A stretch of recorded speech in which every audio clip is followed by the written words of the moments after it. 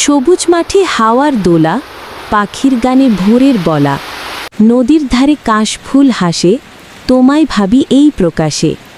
ধানের গন্ধ মাটির বুকে, তোমার কথা জাগে সুখে, চোখে লাগে মেঘের ছোঁয়া, মনটা যেন হারায় তোয়া।